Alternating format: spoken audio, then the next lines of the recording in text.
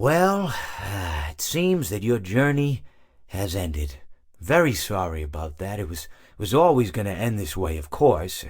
If it weren't by me, it would have just been by some other, terrible thing. Just you could not imagine how terrible it would be. Just I get scared thinking about it. I'm glad it's not me. It reminds me of a time I was speaking to my good friend Orville. We were we were sitting on a park bench watching the pigeons. I was on the left, he was on the... Oh, wait, was I on the right or left? Anyways, it doesn't matter. We were sitting on there watching the pigeons. And I said to Orville, "Friend, those birds are frozen." And he kind of looked at me like I'd lost my mind.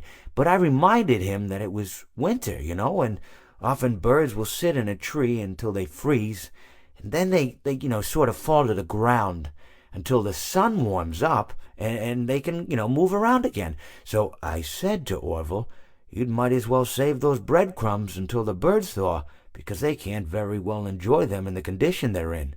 To which he asked what I meant, and asking what condition the crumbs should be in before he threw them to the birds, assuming that I meant the birds couldn't enjoy the breadcrumbs in the condition that the crumbs were in, when in fact I had meant the birds could not enjoy them in the condition that the birds were in, considering that the birds were frozen. So he took a moment and then threw his last handful onto the ground. I said to him, "Orville, why did you throw the breadcrumbs to the birds when I just told you they're frozen?" To which he responded, "The breadcrumbs are not frozen." Again, misunderstanding my words. I didn't mean to say that the breadcrumbs were frozen when I said I told you they're frozen. I'd been referring to the birds. In hindsight, what I should have said was, and this would make perfect sense, "Why did you throw the breadcrumbs to the birds when the birds are frozen?"